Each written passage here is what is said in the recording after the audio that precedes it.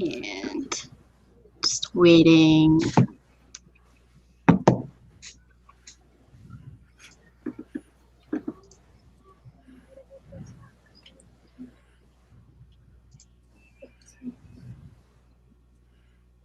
Are you talking, Michelle?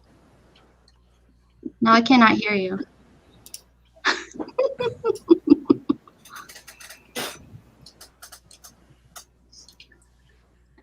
Your mic's not muted.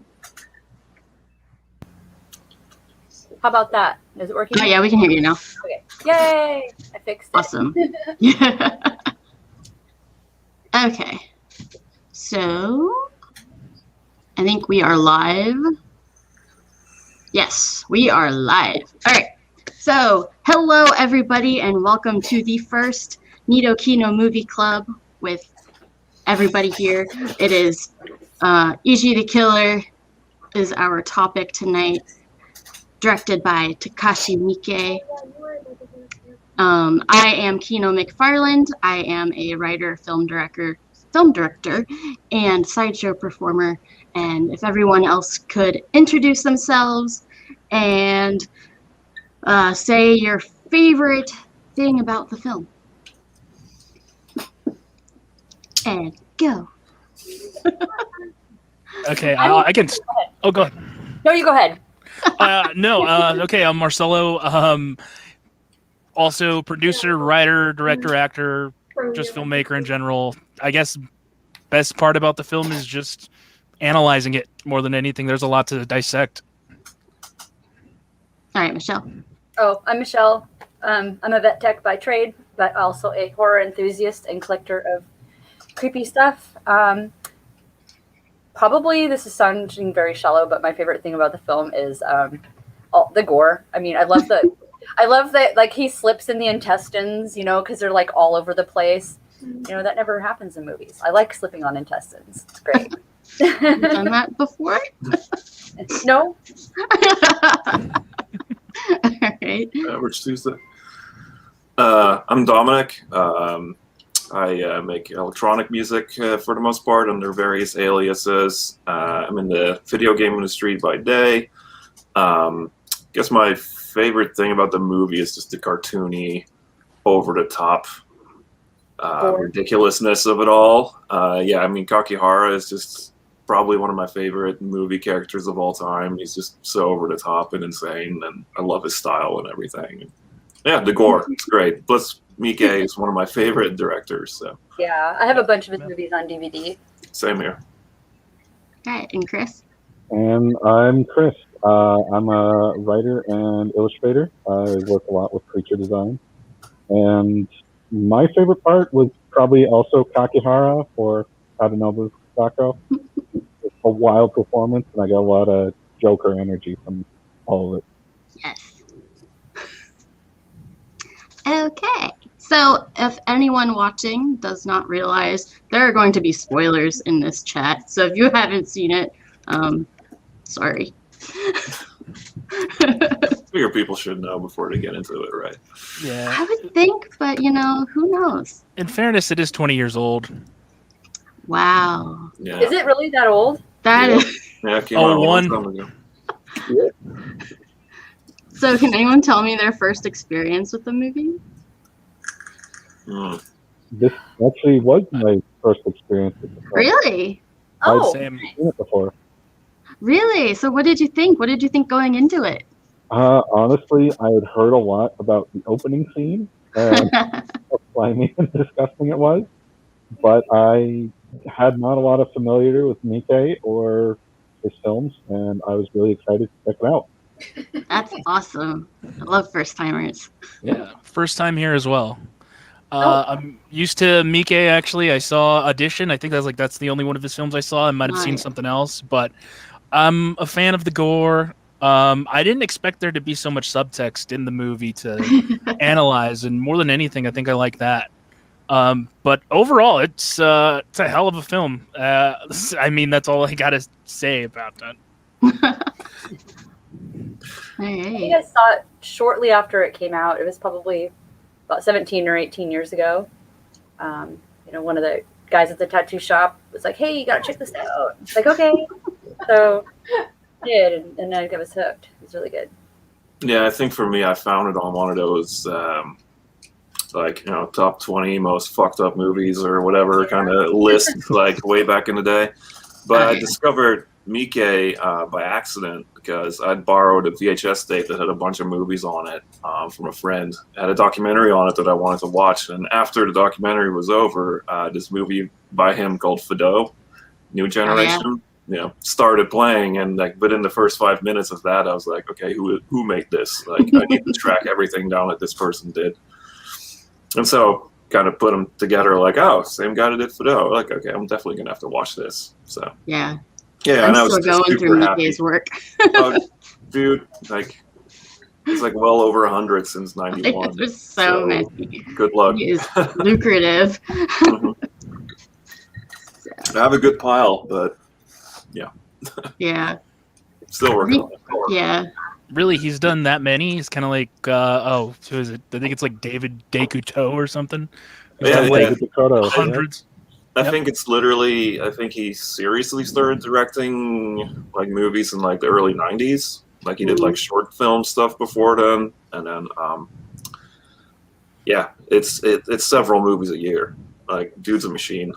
Yeah. Jeez. Yeah, I'm Is looking at the Letterboxd right now, and it says 109 films in his filmography. Good God. quite the library. And it's very varied too. That's what I like too. Yeah, you never really got, know like- what you're gonna get. I've seen everything by him from like extreme crazy stuff like Ichi to like made-for-TV dramas like Sabu yeah. stuff like that. Yeah. And what was the one that was like the spaghetti western kind of thing? But it was Sukiyaki Western Django. yes, that Yeah. I thought that was That was pretty fun. weird and great. I Anyway, think one of back my to- favorite ones was that Yakuza Apocalypse. If you haven't seen that one yet, I'd highly oh no, recommend I it. don't think I've seen that one. Vampires. So- oh, vampires? Maybe I Yakuza did see that Vampires. one. Yeah, I think so. Anyway, back to Ichi the Killer. So, if anyone doesn't know, the IMDb description is as sadomasochistic Yakuza enforcer Kakihara searches for his missing boss, he comes across Ichi, a repressed and psychotic killer who may be able to I can't read my handwriting, who may be able to inflict levels of pain that Kakihara has only dreamed of achieving. So Pretty twisted. Kakihara is very, I don't know, I kind of like, you know the BDSM scene? I'm just like, Which one? with one, what's her name? The second one. Oh, never mind. With where Karen? Yes, Karen. So like, Oh, yeah. and Karen is like, not cutting it. Does No anyone one's else like cutting want to it, know I like think. what that relationship would be like? To be like in that, I don't know. Maybe that's just me. I don't know. I think that's the whole thing in the movie is that nobody cuts it. Yeah, I right. mean, no one does it for him. The one that was closest was his boss. Yes, But exactly. then of course he gets off, and then he's hoping that Ichi will be essentially like the one that can actually fulfill that desire he has to get seriously mangled. Yes. Yeah, for some reason, like him talking about that reminded me of I don't know if you guys saw that movie Secretary with Maggie Gyllenhaal and James Spader. Yeah. I don't know why I got vibes of that whenever he was like explaining why he, just liked exploring that pain so much. I can see that. Yeah. Pain is interesting. Yeah, I definitely got the impression it was a kink thing for Kakihara Yes. more than anything. It is Yeah. definitely a way for him to like get off. So It's almost a lifestyle Yeah. more than just a kink. I think it's just he thrives on it. It's like an adrenaline rush, kind of. Like you can't live without whatever. It's like me with anxiety. It's like I need to feel scared and stuff. Otherwise, I don't know how to live. You gotta chase that dragon. So, as we kind of discussed, Ichi the Killer is not subtle on violence and gore whatsoever. And because of it, it is banned in Norway, Germany, and Malaysia. And so do you think that the gore helps the film, or do you think it hurts it in regards to the subtext or anything else? I think it actually helps the film. I feel it actually brings a solid anti-violence stance to it by being so cartoony, over the top. Every time a throat got slit, you saw about 18 gallons of blood squirting out at fire hose levels. And it just creates this dark cartoonishness to the violence. I just want to agree with that, Chris, because more than anything, like I felt that the fact that it showed that it went that extra mile in explaining that gore, like it didn't really take a stance on if it's for or against the sort of violence that it kind of puts in the world, and I think I kind of respected it for that. Yeah, I mean, for me, it's kind of the focal point of the movie. I think if it didn't have this like level of cartoony overkill, it would kind of miss the point. So this whole movie just seems to be driven by it, whether it's inflicting or it's being the receiver or of said violence. It's just a violent world that it's built around. So yeah. So I don't think it would. No, I think without the gore, it'd be kind of a weird movie. Honestly, Yeah, it really would. Be like I don't even. Be kind of like Roadrunner. I mean, you don't want to be subtle about it in this context. Yeah. Okay, so how do you think the film reflects society to you, or reflect masculinity, or anything along those lines? That's a good one. That is a good question. Yeah. I'm expecting that one. I think actually it kind of acts as a meta commentary, especially as a commentary on the vigilante, like Batman, Spider-Man perspective. In real life, someone who wants to just go out and punch everything away is going to be someone who's seriously messed up, just like Ichi was.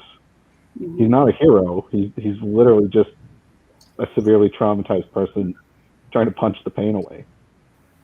And that doesn't work. It just creates more violence. Yeah, he does reach a point where he doesn't want it. Yeah. I just want to say I agree. Like in regards to masculinity, I know my thoughts are trying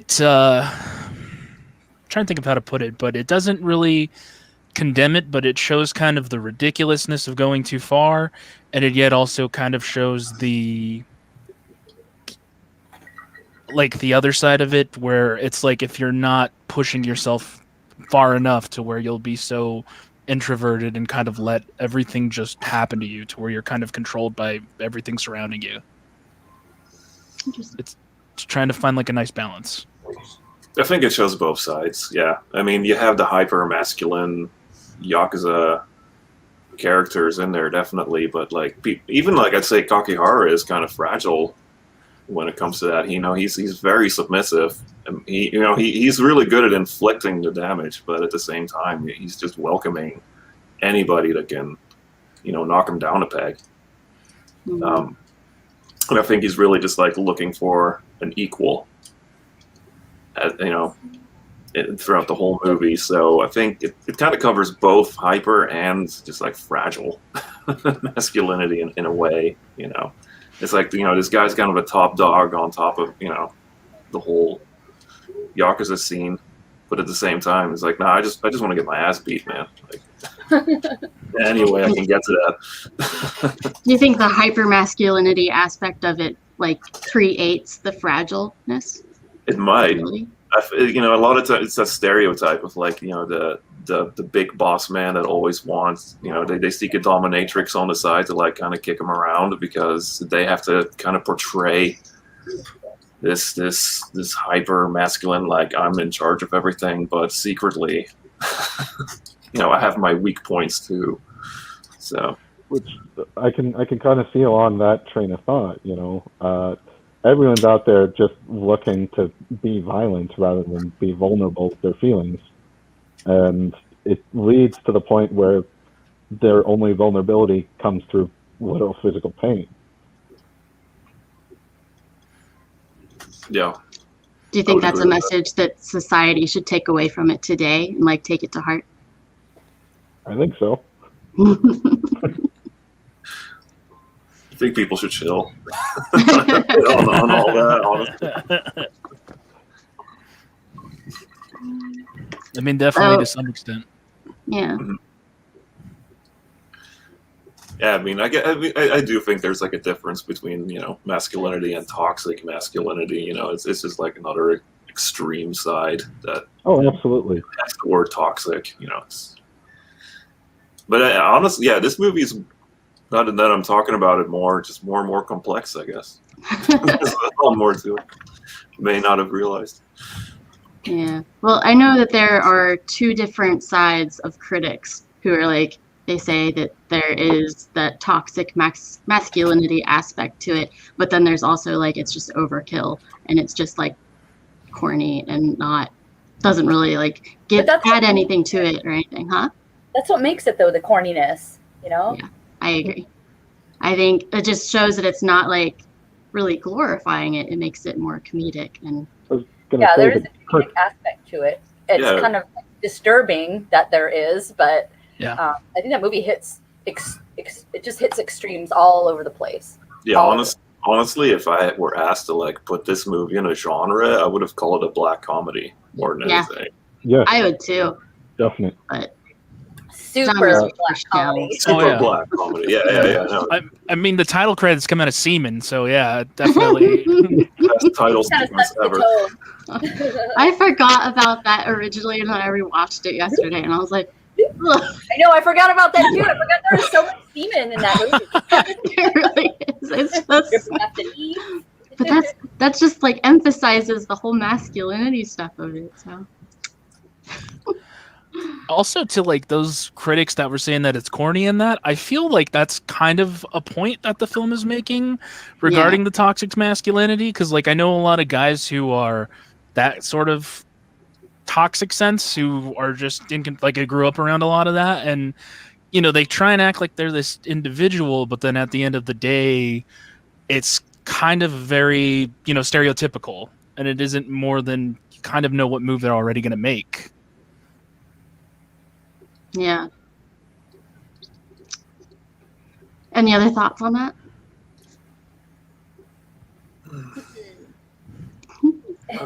Really? Okay. So what kind of, like, we know, like, I think we all pretty much love the film, right? Yeah. It's one of my favorites. Okay. Yeah, definitely. All-time favorite.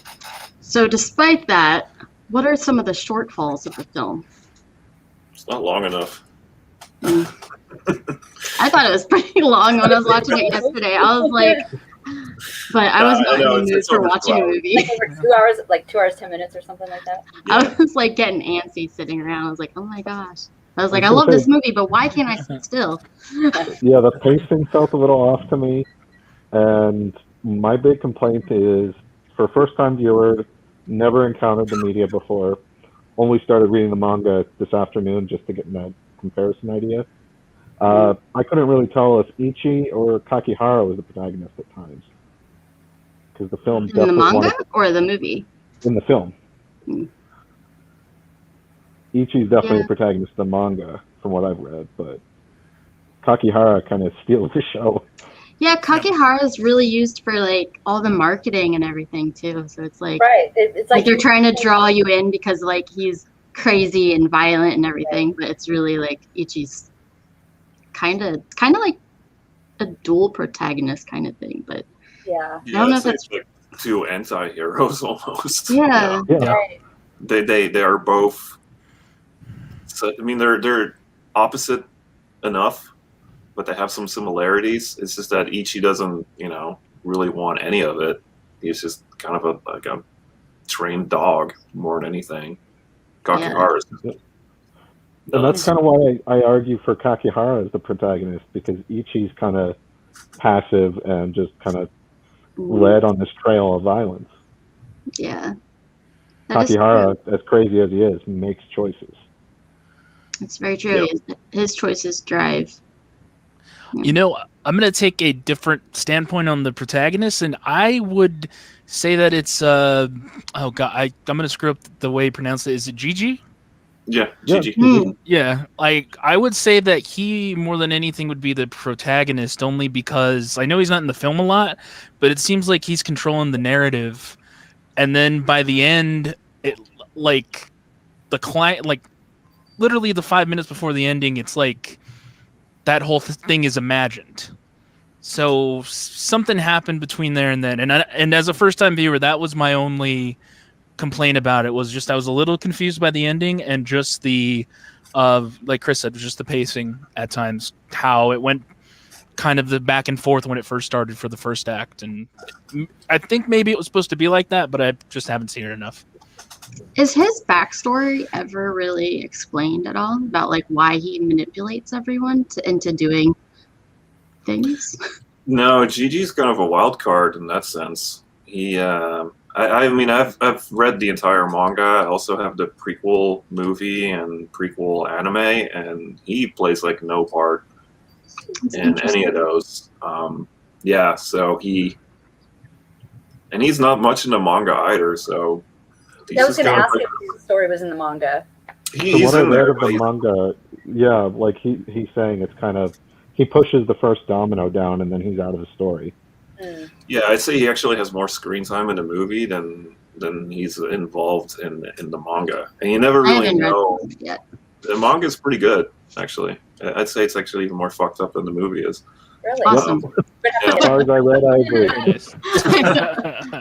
I don't get my hands on it immediately. It's good. I have a hard copy of it that I can't read, but I found a fan translation online or something.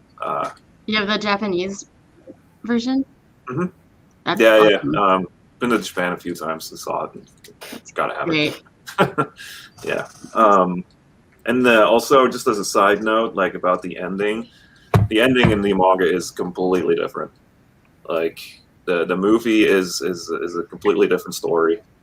So he took some cue. Even the way Kakihara looks is completely different in the manga itself. In the manga, he has black hair. He's wearing a suit all the time. I think he's got even more scars, and his body's even more messed up.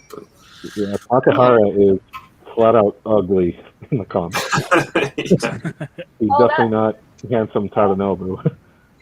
He is kind of pretty in the movie. Well, until he opens his mouth. Yeah. Oh my gosh, I love that scene. It's he's just laying there. Especially the punch one, yeah. It's he can unhinge his jaw. I'm I want to do that. That's so cool. I just loved it in the beginning when you see him smoke. Oh yes. Oh, yeah. His introduction. That's great. That's just perfect. It's beautiful. I love that. Mm-hmm. Yeah, I was wondering why they did a CG cigarette until that happened. There was a lot. That's one thing I would change. There was a lot of that CGI stuff going on. Yeah, I think. Oh, that's disappointing. But I didn't think about that 20 years ago when I saw it, but I just watched it again, and I was like, ooh. Yeah, I think that might be my only gripe. Yeah. That's The movie is the occasional CG gore. I've never been a fan of CG gore, and sometimes they can make it look convincing enough. The beginning in the hotel room, that's pretty much all CG. That's on the blood that's on the curtains and everything. So that looks fine enough, but once you start spraying it around, it kind of gets this cartoony effect, but then at the same time, considering the whole movie is so cartoony, it almost kind of fits. Yeah. In a weird way.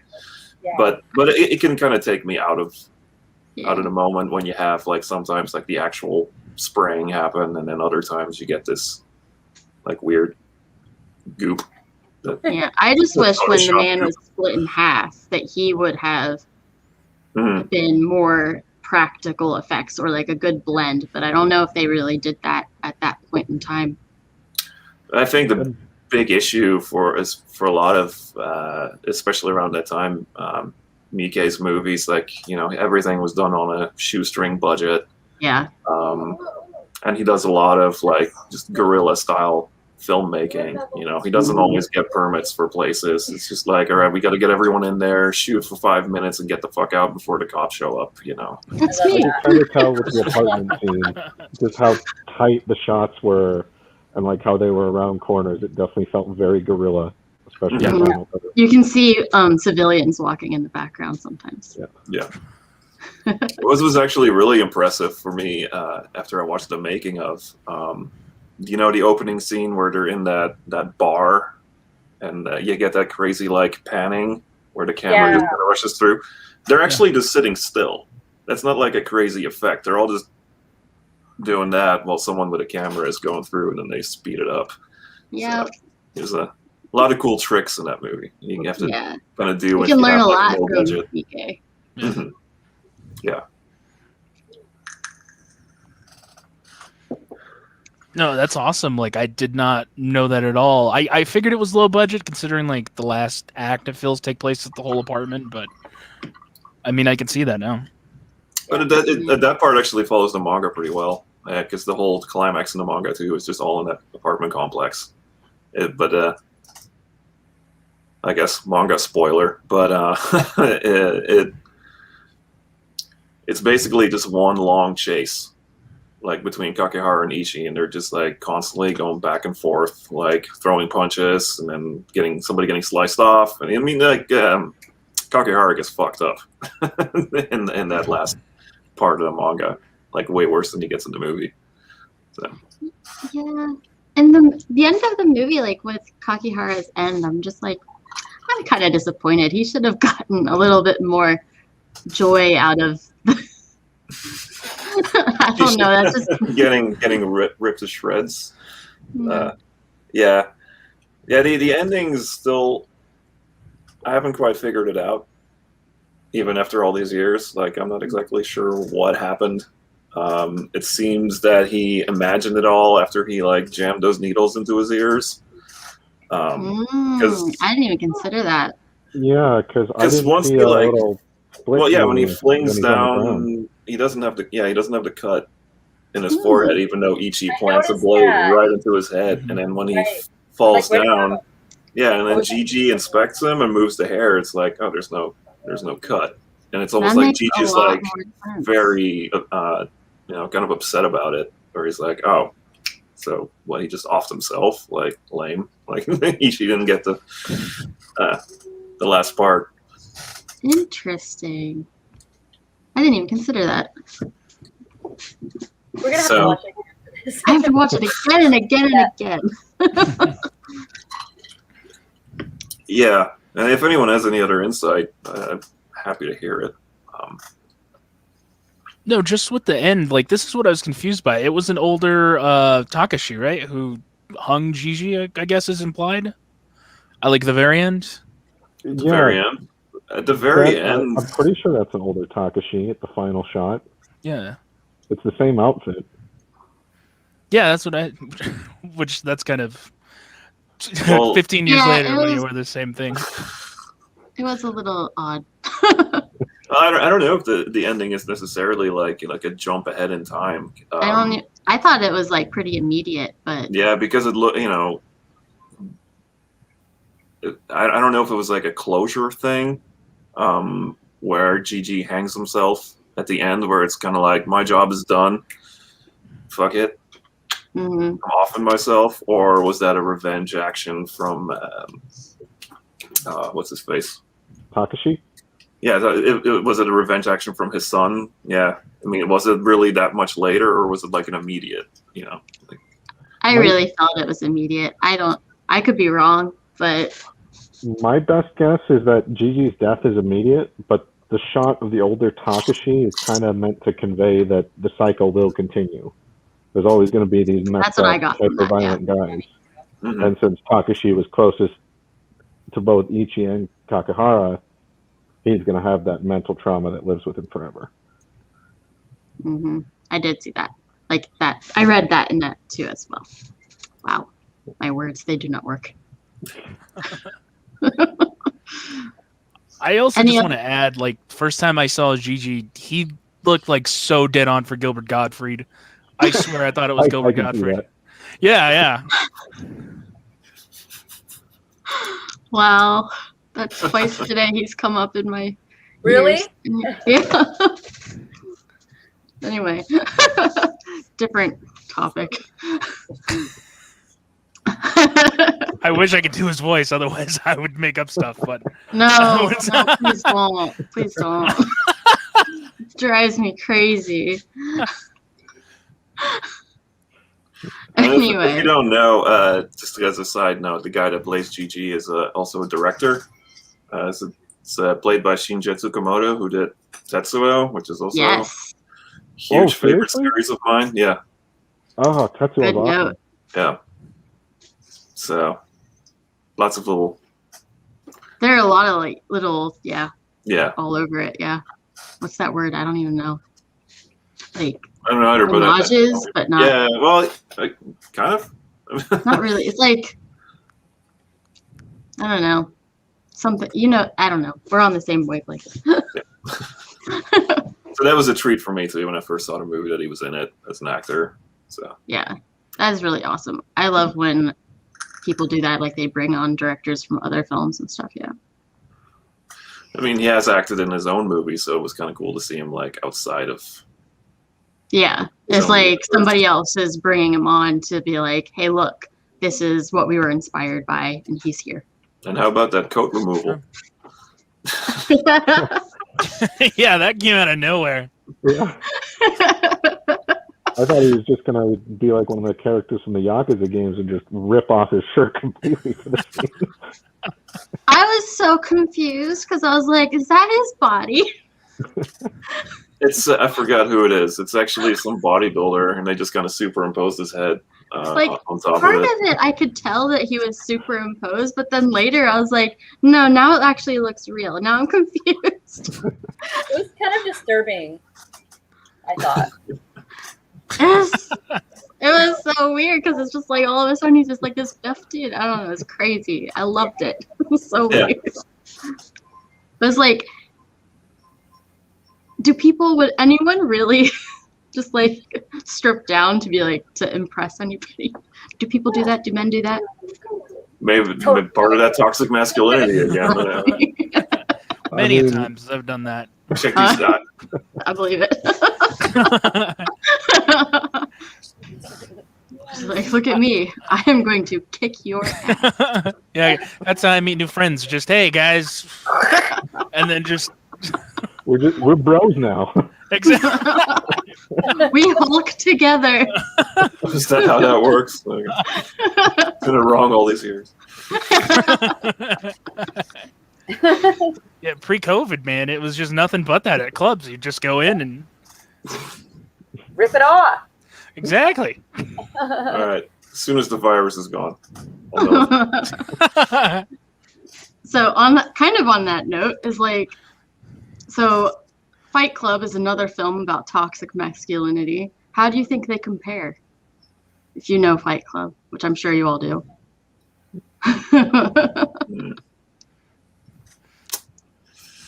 Well, you've got the two like anti-hero type guys, which, well, in Fight Club it's one guy, but May as well be two. might as well be two. Yeah. Spoilers for a 22-year-old movie, by the way. Right. We're old. Oh my god. As far as There's definitely- comparison, I don't know. It seems like Fight Club approaches it from a different angle. It's like they don't. I don't know. They kind of go for more of an image thing. It seems in Fight Club, where it's like, oh, is that what a guy's supposed to look like? And, yeah, that they kind of attack it. I don't. But I guess there's a lot less fragility being shown as opposed to Ichi the Killer. There's a lot of fragility in Ichi. Yeah, I would also say, like, I feel Fight Club takes that more motivational route. So, like, that's kind of why guys are still inspired by that movie to this day, and why it's kind of stood the test of time. Is just it's almost kind of become a bible for how to get out of your like repressed state. Mm. Whereas Ichi, you know, it's just more of you're watching and just like analyzing. Yeah, I wouldn't say there's much in the way of role model. in PT, yeah. So you think Fight Club more glorifies toxic masculinity? Is that what you're saying? I don't know if it glorifies it. I think it questions it more than anything. I would just say real quick that I think it does it first, but then it sort of questions it later, only because that's how the narrator sees it, is just you have to be that sort of, I'm gonna fuck everything and just take everything I want right here, right now, and then later, like once he realizes like the consequences of his actions, then he starts to question it. Yeah, I agree with that. Anyway, any other points anyone would like to make? We have 40, not 40, maybe 40, I don't know, 20 minutes? I can't do math. First time watch, I have to say this is some of the nastiest Foley work I've ever heard, and I loved it. I love it too. It's like squelching. I love it. It is. The tongue and the ears especially. Those two scenes were just so in your face. Actually, I still think probably the most impressive scene for me is the hanging by the hooks. Oh yes, I love that. When he's hung suspended by 20 something hooks, and then gets the hot tempura oil. Yeah. And that how you can just see the skin, bubbling up. The tattoo is just I thought that was really, really well done. Suspension in general That was is nice. pretty intense and impressive for when people do it live and stuff. So like seeing somebody get boiled while being suspended. Yeah. No, I was part of a suspension group in the early 2000s, and so then watching that movie, we were all actually as a group kind of watching it like, oh no, they pulled it off. It actually looks looks pretty legit. Yeah. So. Could have been like American Mary, where they used somebody who actually does it as well. No, apparently, from what I read, is that it's the actor. It was like 12 hours worth of makeup to just get all that crap on him, and then another 12 hours to shoot the scene. So it was just like a full day of just that. Wow. That explains that might be where the budget for the bisection scene. They could have just called in somebody. When he got cut in half, it looked like luncheon loaf when you just slice it.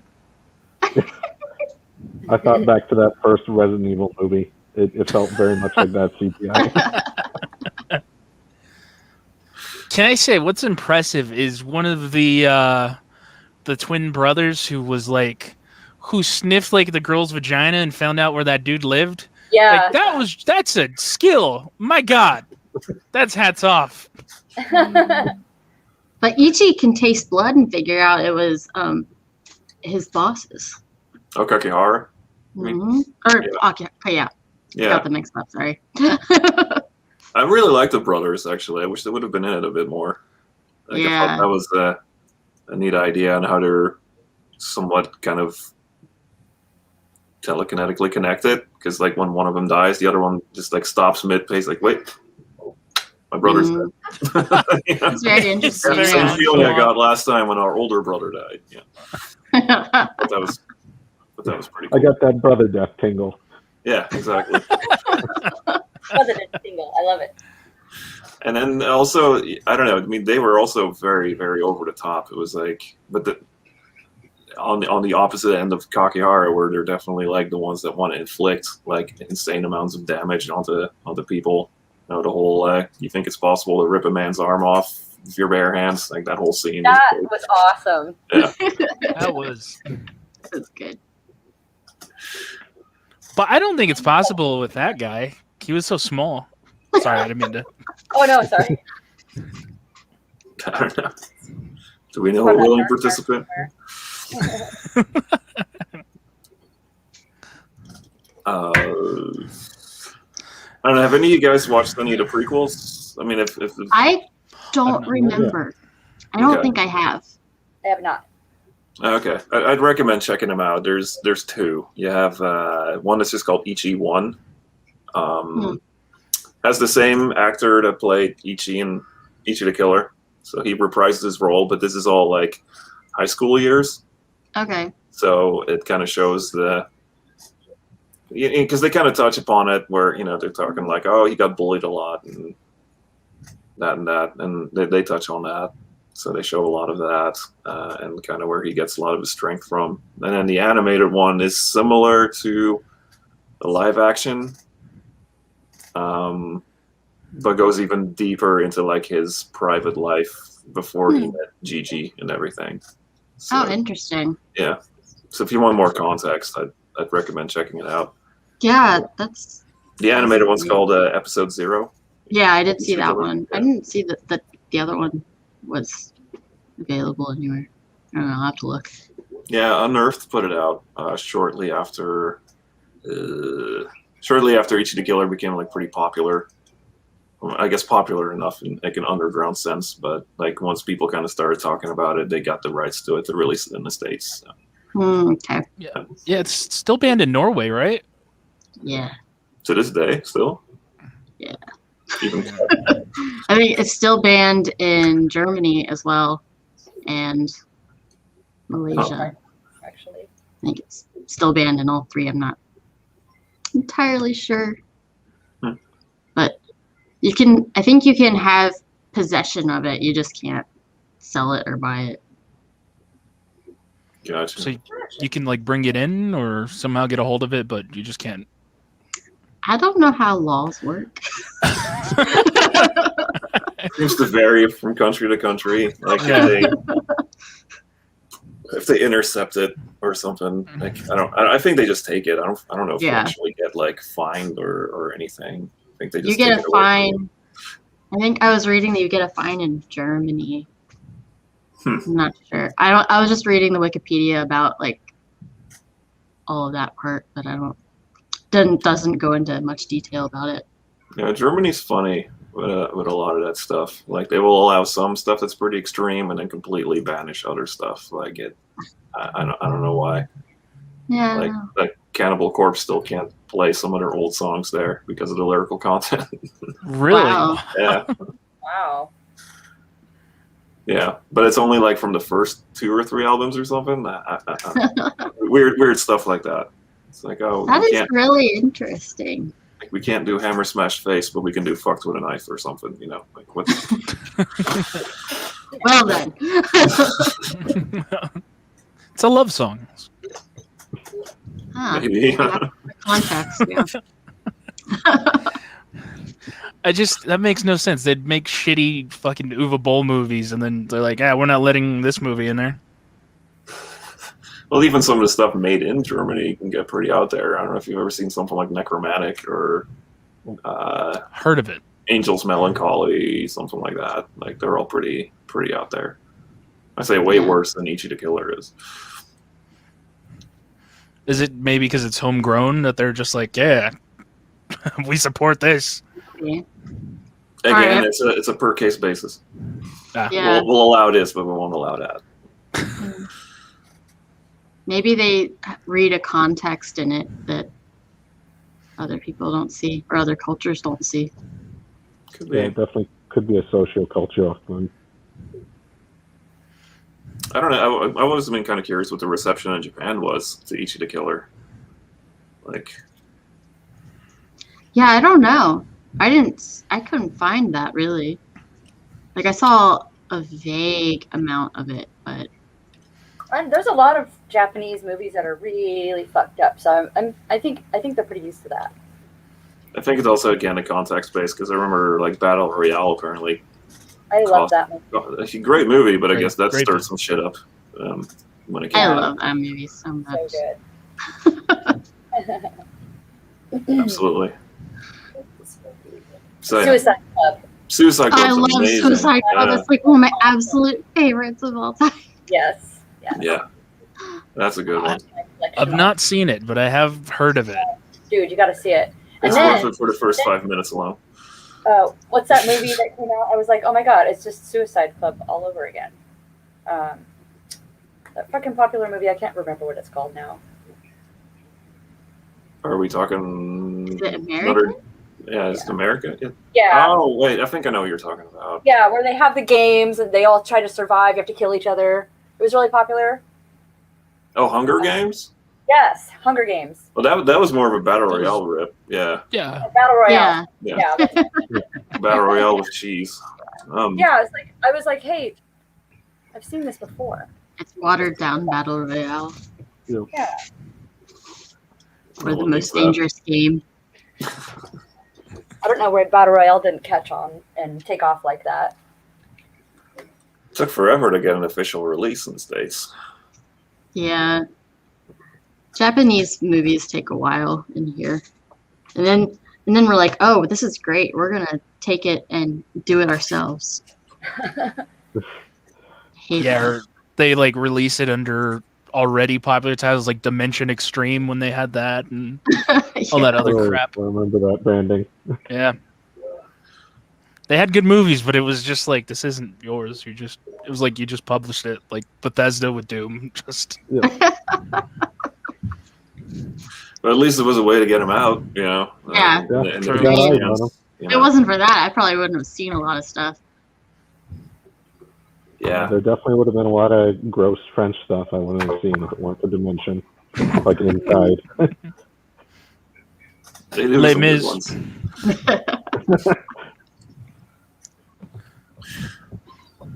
Well, okay. I think we will end it here. Thank you all so much for coming Thank you. and for course. talking. yeah. Yeah. Had a good time. We should do this again. Oh, wait, we do it every month. You can come if you want. What movie are we watching next month?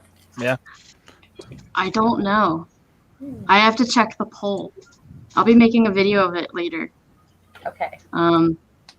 Because nobody really responded to the Patreon poll, and then it was tied by 2 votes, like 1 on each movie. So I made an Instagram poll. So if you want to vote on it on Instagram, @Sinistrus. What were the Alright. other movies again?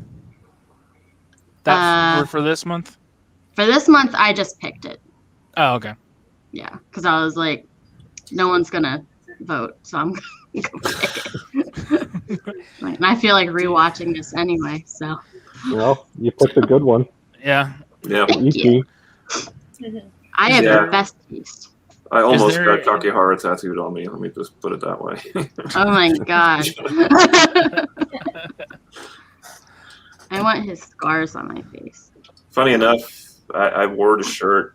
I have a Ichi the Killer shirt that has his face on the front, and when I was in Japan, I wore it, and just to kind of see if somebody would comment on it, just to kind of get a feel for it. And everyone just told me like, "Oh, it's on the Nobu. He's like a hardcore party guy." Like that's all they kept talking about. Because he's like he likes to DJ, and then, Oh, nice. yeah, he like plays all these parties. And, That's really So- cool. fun little side tidbit, Let's go to Japan That's and awesome. find him. right? I kept an eye out. Alright. Any last thoughts? Anything you want to tell the internet to find you? Dominic, Yeah. I have your link in the description. Anyone else? Yeah. Uh, Oh, go ahead, Chris. Yourself? I was going to say, I can be found on Twitter at OG Cinematic Chris. Yeah, I'm on Instagram, Crow303, CROWE 303, and on YouTube at White Crow, WHIT3CR0W3. Michelle, do you want to be followed anywhere? I have an Instagram, Michelle of the Dead. As on her name. Title thing. Whatever you want to call it. I don't know. A little card. Black box.